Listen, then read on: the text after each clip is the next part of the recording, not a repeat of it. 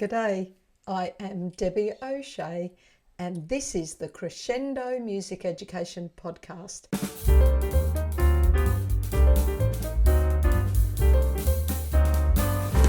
This podcast is being recorded on the lands of the Turrbal people. I acknowledge them as the traditional owners of the land and pay my respects to elders past, present and emerging. They were the first music makers on this land. In this Crescendo Music Education podcast, I have a guest, a special guest, Erin Elliott.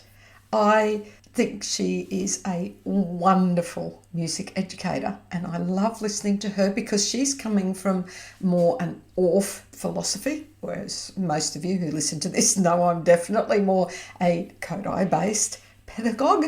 But I just love learning from everybody. She's got so much to offer. And we get to talk about recorder, that much misunderstood instrument. This is part one. I know you will love it. I would like to welcome to the Crescendo Music Education Podcast, Erin Elliott. Hello, Erin. Hi. It is lovely to have you as a guest from the other side of the world. Yeah.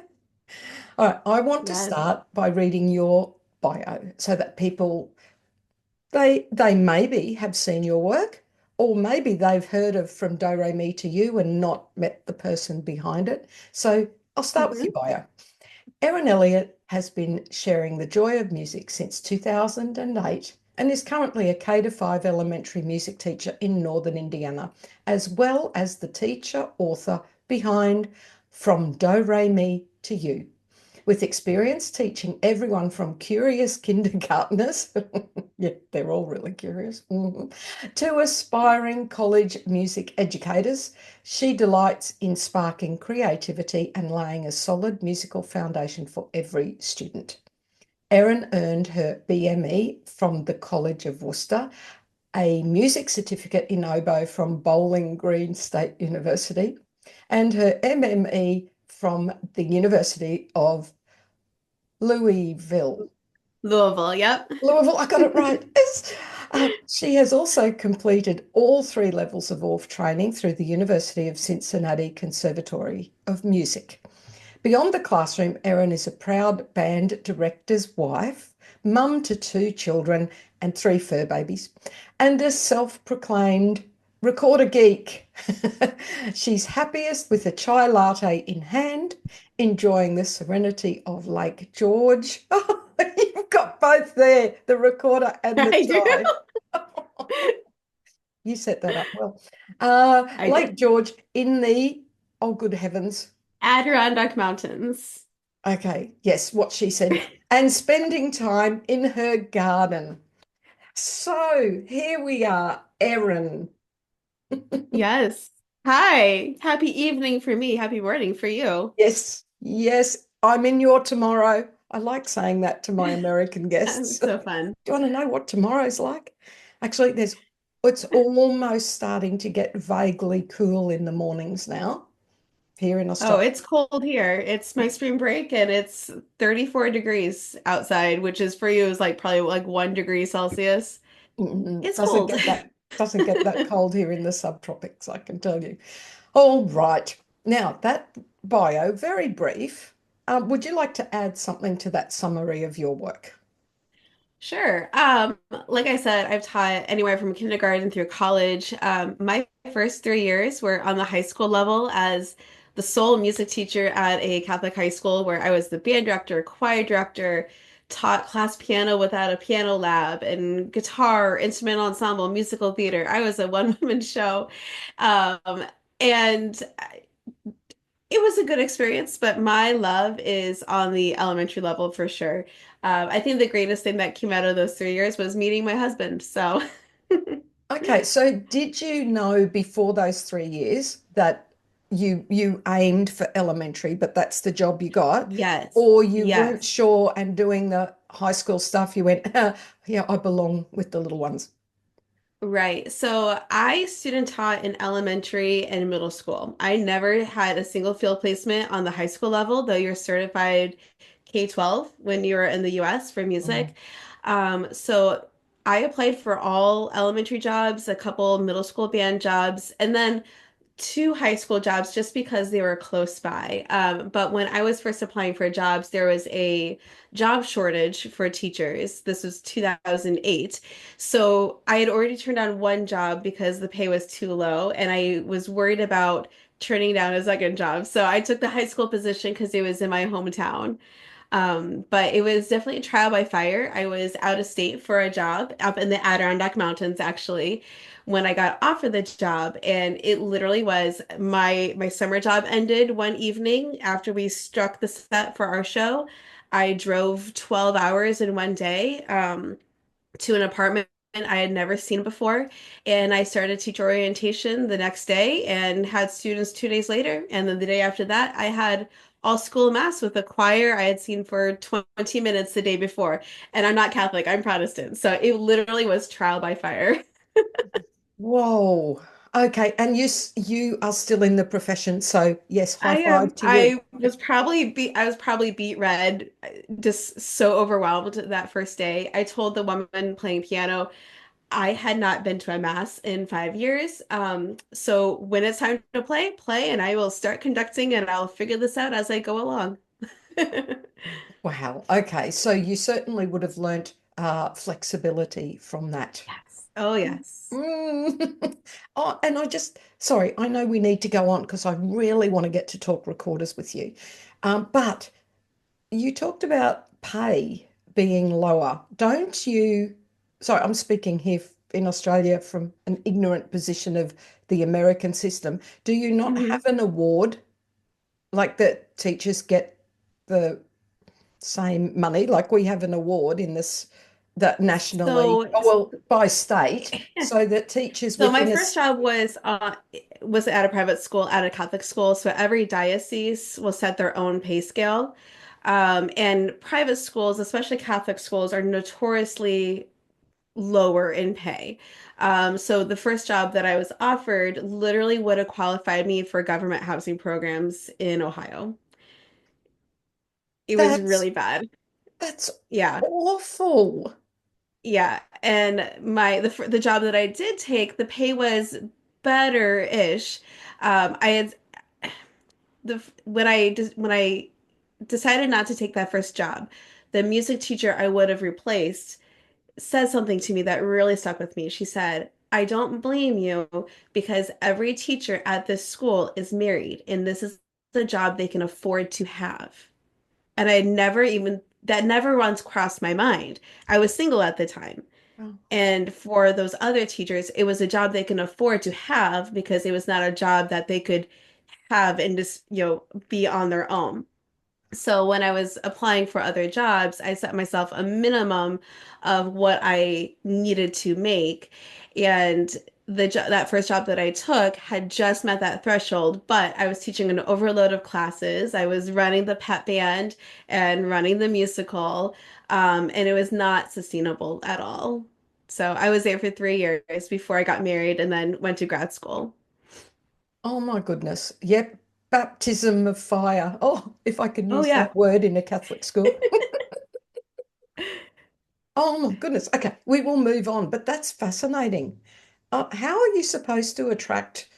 And it's such hard work. It's not like, you're being paid to do nothing. So, okay, it's just a low wage. Mhm. It's really hard work and it's an It important is. job. Anyway, let's not talk about teacher money, but that was just an interesting sidetrack for me. Sorry. All right. I like to talk to my guests about gratitude. So, for what are you most grateful? Oh goodness, it depends on the day. But I'm grateful for my students because there are definitely like the challenging kids that will push your buttons every day, but they can still bring so much to the table. And then you've got the kids that are just so eager and willing to like try anything. My Orff ensemble is going, and I've got a couple kids that 2, 3 days a week they'll pop in my room and like, hey, can I practice before I go back to my classroom? And they are just so eager to try new things and work really hard. So it's really cool to see what they can come up with. Yes. I think that most music teachers would feel the same, but I think we need to take time to make sure you do feel gratitude for the students and not just feel the Yeah, frustration, because it helps bring joy to our job. for sure. Now, I want to talk recorders to you. Now, I know Yes. that recorders are a topic that seem to spark strong opinions and feelings. You know, the memes Yes. on Facebook of, Oh, absolutely. and it used to sort of upset me. And when you're talking to people outside of your profession and what you do, recorders, oh no, instruments of torture. I hated that. Or they made me do it at teachers' college for a semester, or Hmm. and they just hate it and they think of the squeaky squawky sound. Now, Oh, those of us absolutely. who Yep. work with recorders, we know that they can be an amazing instrument within our classroom. So I just, you've told me that your philosophy of teaching has Mhm. evolved and that your Yeah. pedagogy's changed around recorder. So I'd love to hear all about that. And I know that people listening would love to hear about recorder in a nice, positive light. Sure.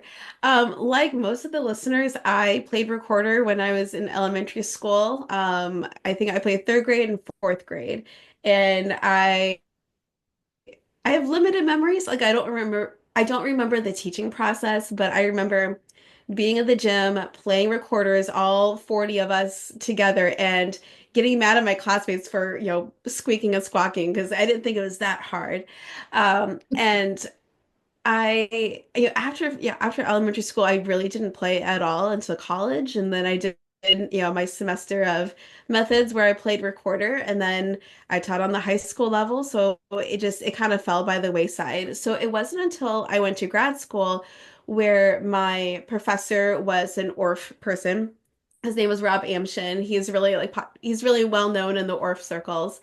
And I started watching and TAing his elementary methods class where I really got to see how recorder can fit into the natural curriculum of what we do. It's part of our music making. And I was really inspired by that. And he introduced me to a teacher in town who ended up becoming a mentor of mine. And I had the opportunity to go observe her a few times. And when I got to see her fourth or fifth graders playing recorders, she had I don't know in Australia if you know what recorder karate is. If Yes, you've heard of that before. yes. Okay. So she had kind of created her own version of this, where she had chosen her own songs. There were belt songs and bead songs, and it was just so phenomenal to watch her process. Like the kids were so supportive of each other, high-fiving each other and helping each other out. And her kids played so, so well. And having come from like the band world and the choir world, the secondary music world, I said, okay, I want my kids to be as good as musicians as these kids. So that's what I did. I created my own version of Recorder Karate. I did it with my fourth and fifth graders. There were a lot of songs. Kids could earn belts and beads. And a lot of kids were really excited. And I had a lot of really good players that were learning a lot of notes and some hard music for fourth and fifth grade. Um, but as the years went on, it really became un it just I felt like I was burning out and I realized that some of my students were burning out and it was not something that was sustainable in the long run. I noticed with my population, because what I didn't say before was that mentor teacher worked at a really prestigious private school where none of her kids had IEPs. None of her kids were, years behind in reading or coming with, as an ELL learner, which is English language learner. So I had a completely different population of kids. Not to say that they can't do amazing things, but I had such a wide gap in abilities that my really high kids were getting frustrated because they really needed help with the songs that they were playing because they were so advanced. And then I had my low kids that needed a lot of extra guidance and hand-holding to learn the songs. And then I would have the kids that were absolutely struggling or coming in new for the year, never having played recorder before. So I found myself stretched way too thin, trying to do too many songs and too many things at once. And when it came to assessing students, every year I had more and more kids that just weren't comfortable playing in class or in front of me or in front of their peers. So I had the great idea of like, well, you can record a video on Google Classroom and I will assess it later, which seemed like a great idea at the time, but how my schedule was set up, I didn't have time to listen to them during the school day.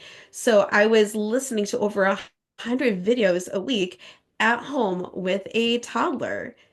That's not okay in my book. And the worst part about it was half of those kids, if they didn't pass a song, they didn't read the comments that I wrote. And they would just send another video with the same mistakes the next week.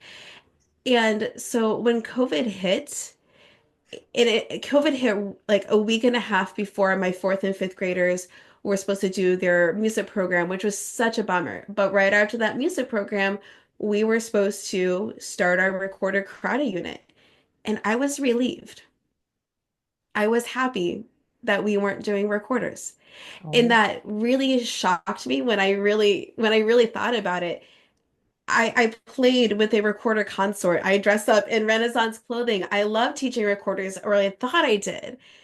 And I had to really think, okay, when we come back, when we are allowed to play, do I want to do recorders anymore? And I said yes, but I knew that I did not want to do it the way that I did because I had really kind of sucked the fun out of it. It was all about learning a song for the sake of checking it off. I stopped doing improvisation. I stopped doing children's literature. I stopped doing movement, all the fun stuff I did in my Orff levels. There just wasn't time for it. And I don't know about Australia, but in the United States, we love standardized tests. We love testing our students. And when we come back from spring break next week, we start our big state tests. And I realized I was teaching to the test. I was teaching songs just for the sake of checking it off.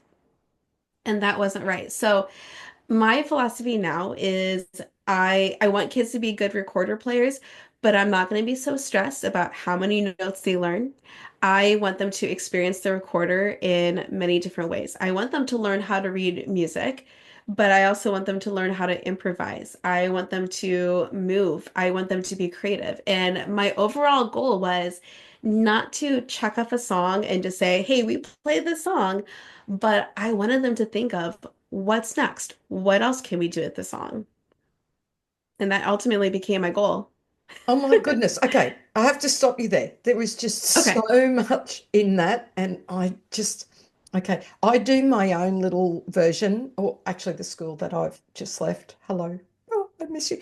Um, I call it rainbow rockets because, oh, surprise, a lot of my stuff's based on color. Okay. Um, and it was working very well, but I tell you, when you're talking about the spread, I had kids with and I just used bits of wool that tied on the end. Mhm. I had fabulous advanced kids. They were, banging on the door every lunch break that I was around. Can we come in and work on that? And they had these big fluffy things on the end of their recorder, so many levels, and I had to keep making stuff up for them, and they were soaring, amazing. And then there were, you sort of average kids, and then there was always those ones at the bottom that I just didn't get to spend the time I needed with them.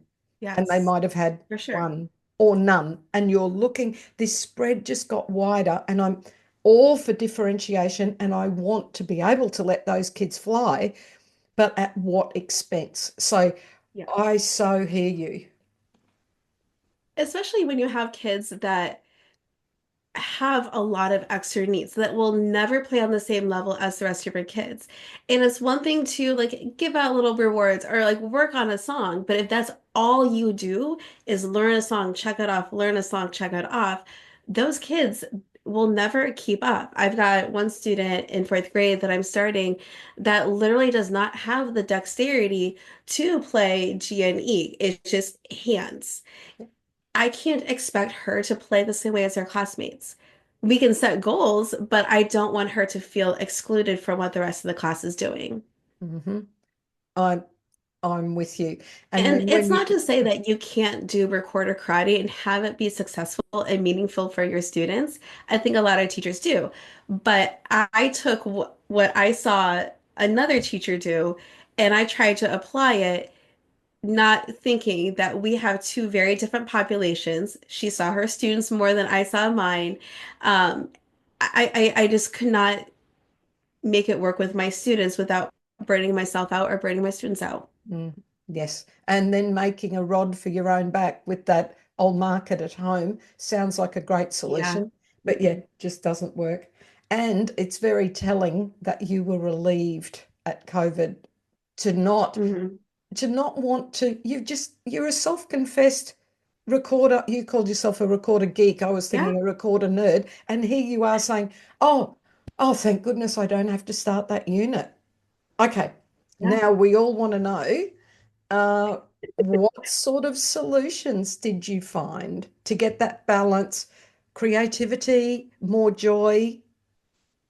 Yes. So I had already kind of started to change things with starting recorders. So I knew regardless of whether I did recorder karate or not, like I needed to change my process because I used to teach starting in B.A. and G, but a couple years before COVID hit, I switched to G&E. So I'd already had changed some of the songs. So I wanted to spend a lot more time getting kids ready for recorders and kind of eliminating all those pressors, all those stressors that teachers face with overblowing the fingers, articulation and things like that. So we spend a lot more time playing with just the mouthpiece, and I could show you that process too if you want to see.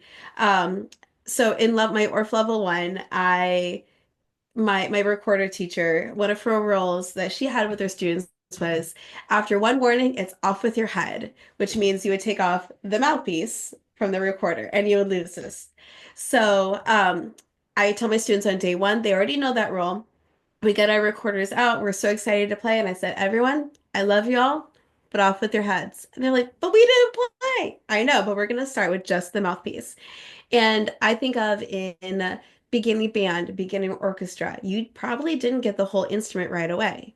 When I started learning how to play oboe, I learned how to make a sound on the mouthpiece before I put it in my oboe.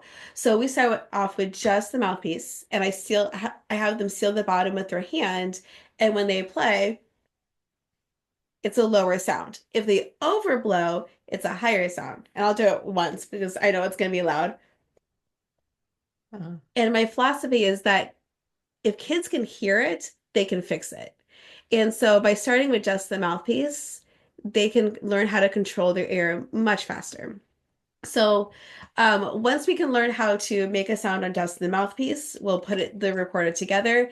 I start on G&E now, which means this hand stays the same, and we're focusing just on the peace sign that moves up and down.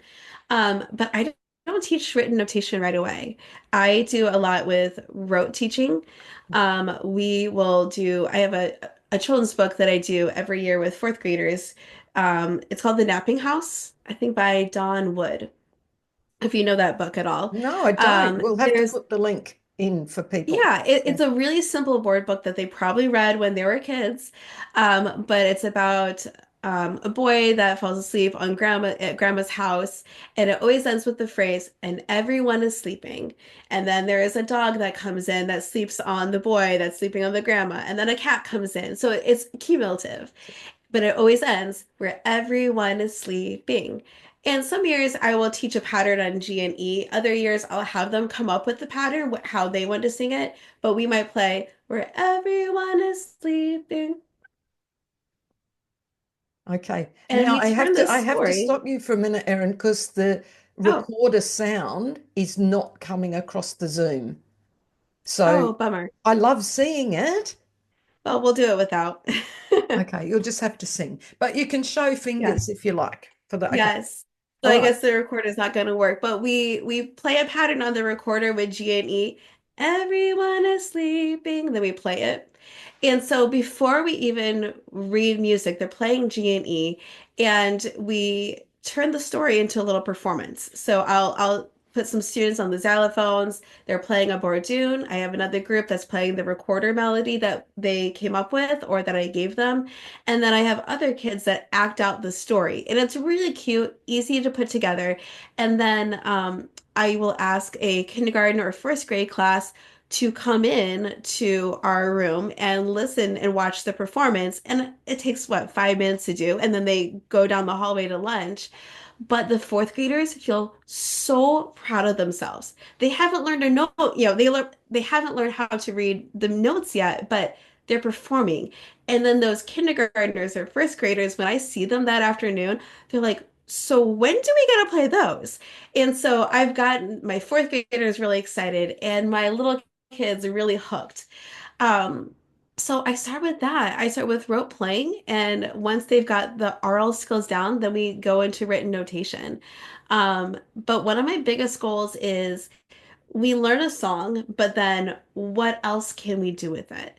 So for some songs, because I start on G and E, which is Soul in Me, I start with Soul and Me in first grade. So some of these songs that we play are songs that we sang in first grade, and they recognize that. So if it was a song that was a singing game, whether it was GE or AGE for Lasso Me, they'll ask to play the games again, and absolutely we can play the games again.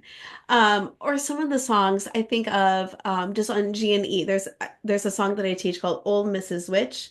Old Mrs. Witch fell in a ditch, saw a penny and thought she was rich.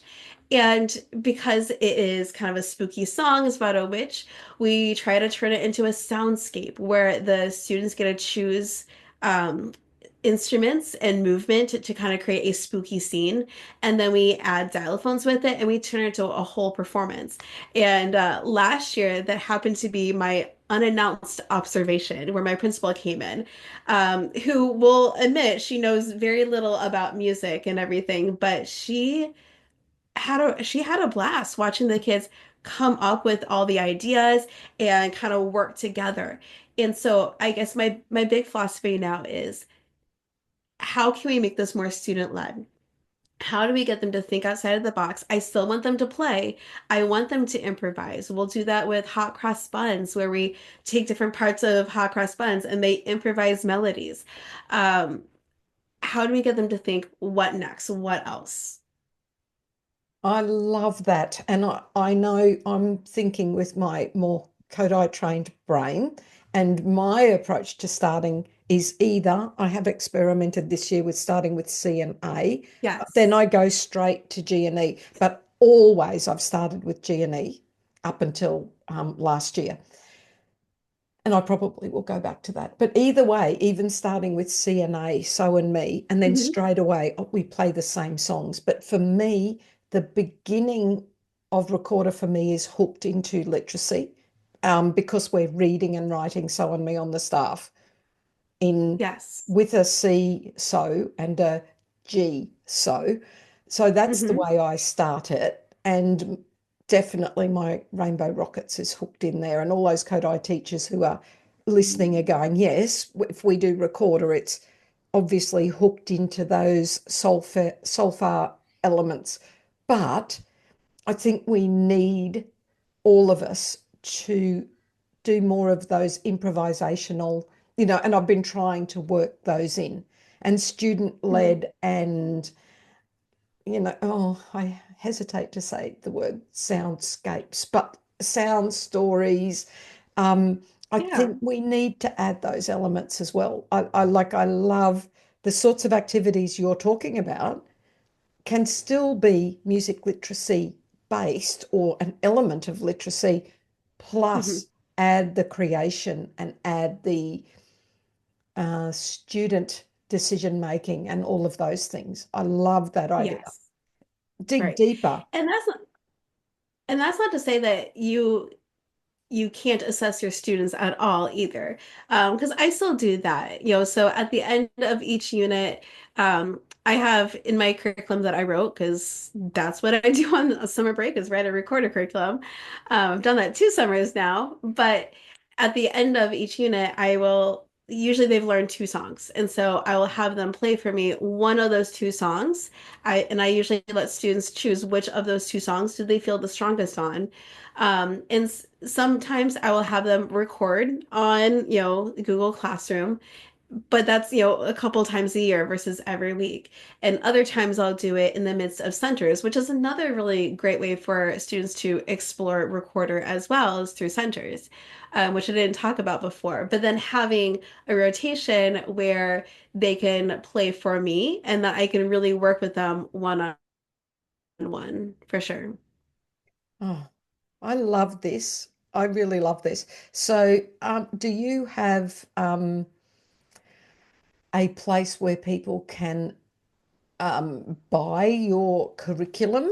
I believe you're a Yes. TPT person. Yes, I am. So the recorder curriculum is called Joyful Noise because it is noisy no matter what. We try to eliminate the squeaks, but recorders are noisy. But it's a joyful noise. It's a fun noise. So Joyful Noise is available on Teachers Pay Teachers, and you can learn more about it on my website and all of that. So I have a website. It's just from doremi2u.com. There's a blog on there. Um, and you can also find me on Instagram and YouTube as well. We will make sure in the show notes that we put all of those links in for people. And if Perfect. anyone's looking for the show notes, I don't think you can find them on all the podcast players. You have to come back to my website, crescendo.com.au, and just find Erin's episode, whichever number this ends up being, because I'm recording ahead of time. Um, so just that was just a good time if people want to find out more about what you do. Um, I'd like to talk before we leave recorders and get on to your nuggets of fabulous. I love that tip you've already given us on just off with their head. Oh, I'm so going to use that. Um, and I have mucked around with the kids with the head, but I didn't know about plugging the end with your hand. So, Yeah. gold, you've already just helped Yes. so much. So what I found with that is that it creates just a little bit of resistance. Not as much as, when you're blowing up a balloon, but they have to learn how to control their air so they don't overblow and make that high squeaky sound. And so the next step, which I didn't say, is eventually we take the hand off for different patterns, but we talk about how we don't change the amount of air because when they play recorder, they don't have that resistance. And so that's the second step. Can we play quietly again and not overblow with our hand off? And then we put this together. I love it. One of the things I tell kids when we start recorder is that I get them to hold their finger, and that's the candle, and they need to Yes. blow so that the flame might move a little but not be blown Yes, we out. wiggle the flame. Um, Oh, oh, wiggle. another thing that I do before we get recorders, I tell them we're going to have a homework assignment. And they're like, "What? We don't have homework in music class. We're going to get one homework assignment." And it's kind of tough. But then they come up to me to get their homework assignment, and I literally give them, I don't think I have one here, but they're like the little party bubble solutions, like the little things you can get Oh, as party yeah. favors. Yeah. And we blow bubbles in the classroom, and then I let them take it home. So we start off, I'll ask them to blow a lot of bubbles. How many bubbles can you make with one blow? But then I ask them, instead of blowing a lot of bubbles, can you blow just one? And how big can you make it? And it gets so quiet because they have to work so much harder at it because these the bubbles are small, like that hole is small. But I asked them, what did you do differently with your air? And they said, I had to use less air or it was warmer. And that's the air we need for playing recorders. So I let the kids take the bubbles home. And obviously, I tell the teachers beforehand, Yeah. and they go straight into the backpacks. I let the parents know. But then it's fun because the parents will send me pictures or videos of their kids blowing one big bubble. They want to see how big they can, make it and then send a picture to me, which is so fun. And they're practicing their air before we get the recorders out. Oh, what a fabulous idea. I love it.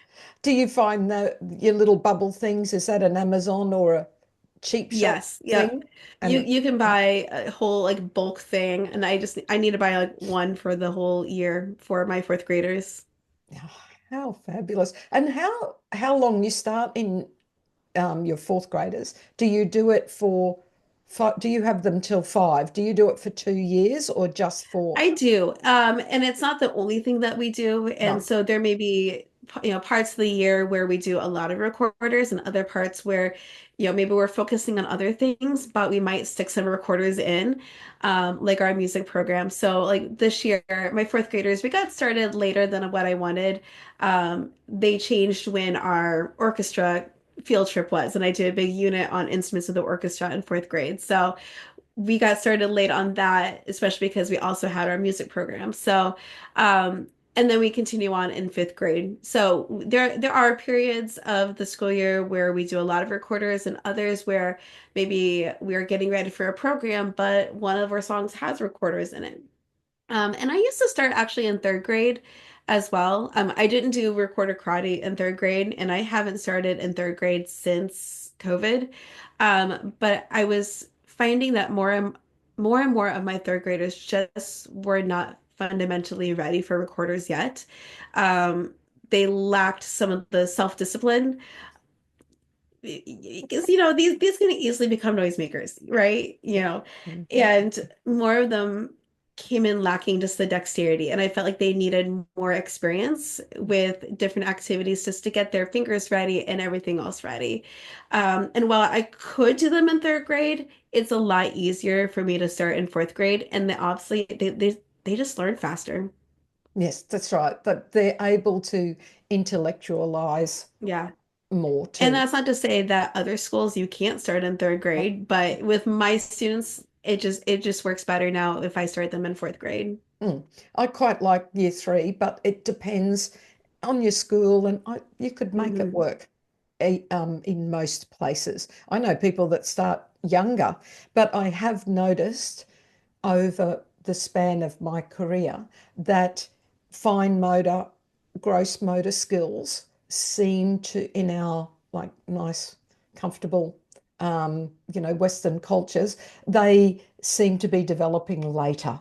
Kids aren't Yes, coming to school with the same dexterity, fine and gross motor. I'm finding they can't catch absolutely. balls in bounce high. I'm thinking, what's Hmm. happening? They Yeah. also don't know their Our kids that nursery can come in rhymes. doing this all day, but they literally can't do this. Mm, yes. So Yeah, I think that's just the way our society has gone. Um, yeah, which is a bit of a shame because a lot of those early it is. childhood Yeah. experiences. Yeah, and I try to overcome that as much as I can in the classroom. Kindergarten, first grade, we do, some finger plays and nursery rhymes. There's always when we get instruments out, we put them in what I call a sleep position. So they're on the floor. But before we play, whether it's rhythm sticks or xylophones, I'll have them do a mirroring activity where they mirror me. And I do this just to make sure that they're focused. But then we'll kind of practice, oh, what hand is this for you? Oh, it's your left hand. It's my right hand, but it's your left hand. And once they're really good at following me with whatever we do, then I will have them wiggle fingers and we'll do individual fingers. And they're just kind of working on that dexterity. And that's something that I do every time we get instruments out. Mm, yes, I call it rest position because it's Yes, also rest position in a band or an orchestra. So they may as yes. well know the proper For me, term. sleep position is completely out of our hands. Rest position is resting on our leg or Ah, our chin, and then ready, it's in our mouth ready to okay. play. That makes sense. That makes sense. I love it. Now, I want to get to your nuggets of fabulous because I like Yes. to think that the listeners are all there. Come on, get to the nuggets of fabulous. Let's go. So I guess my nugget of fabulousness would have to be Parkinson's law, um, which I wrote it down this morning. I know I forget exactly how it states, but essentially Parkinson's law means that you fill the time that you allow yourself. So I used to think that I had to stay really late. I would stay all the way to 4:30, 5 o'clock every day, just getting work done. And your list is never going to be done. it just won't. It's never done at home with all the home stuff you have to do. It's never done at school. But I found that if I set myself a time limit, okay, I'm gonna say, 1 hour after school, and I have to get this amount done. I am more likely to get it done in the time that I allow myself versus just staying till whenever I'm going to get it done. So I really try not to take work home. I really try to set boundaries of how late I'm going to stay. And in some cases, I don't have a choice because I have other obligations. I have two kids. My husband is a band director, so he has a lot of obligations too. So I have to make do with the time that I have. And that's not to say that I don't ever take schoolwork home, because I do at times, especially if I'm getting ready for music programs. But I really have to set myself boundaries and kind of prioritize what I need to get done now versus what I need to get done later. I love it, and it's so true. It is Hmm. so true. If you set yourself a limit, you're much more efficient, aren't you? But I'm guilty of that too. And especially if there's a few jobs you're trying to get done and you go down these rabbit holes, I'll just clear these emails. Oh, I better go do that. Oh, and then you find, hold Oh, on. and I have such a hard time focusing. I was diagnosed with inattentive ADHD a few years ago, and I am very much an out of sight, out of mind kind of person. So if I'm working on something, then I see I have an email come in, I have to answer that email, otherwise I'm gonna forget about it. So I've also learned to always have a notebook with me where I can just write down whatever I need to write down, whether it is like the top three things I need to get done today, or a list of songs or whatever. But I always have this notebook. So if I need to get something out of my head so I can focus on what I really need to do, I have it on paper by me, and I take that with me to both schools because I'm actually at two schools. Yep, there you Yeah, go. I got one here by my computer. There's one by my bed, and there's the main one that I sort of carry around with me, but I left it in near my laptop. Yeah, I've got Yes. to, or else it will just get buried. Yes. I'll forget about it. Yeah, I've not been diagnosed with ADHD, but I have my suspicions. Not been tested. I'm not going to. I've worked out my coping strategies if I happen to be There you go. slightly like that, and it would only be slight. I mean, I'm not, all my heart goes out to people who are truly Yes. ADHD, and I just think you're there's a lot of difficulties that you're facing, and Yes, for sure. certainly Mhm. I have taught a lot of children with Mhm. ADHD, and I can see the struggles that they have to I'll just say focus. Um, so yeah, the struggle is real. So all power to you, and I hope that your strategies help you a lot. They do. All right, now we've talked about how people can connect with you, so we don't have to do that now, and we'll put that in the notes, as I said. I like to pick my guests' brains about advocacy because it's my little passion project. I think it's Yes. my aim is to help people to keep music education there for every child. Every child needs it. So, do you have just a little bit of advice for listeners around advocating for your own program? Yes. Well, I want to say that I'm really blessed to be in a school district that really appreciates music. We have a really strong music program from elementary all the way through high school, where we have ensembles that make it to state finals for band and choir and orchestra. So we have a strong music program, and I think that's a testament to our school district. And I see my students twice a week, which in the United States is kind of rare. I think in most public schools, you see your students once a week, or maybe once every like 6 days or so. But I think as much power as I can give to the kids, when parents see the benefits of music education and what their kids are getting out of it, um, whether it's, I send a paper home saying, hey, we've been learning this song and talking about this concept. have your child sing this song for you and explain what steady beat means. So where the parents can see the child in action, or if it's a music program, whether it's my fourth graders singing Broadway songs or our all school musical, we did Jungle Book Kids this year.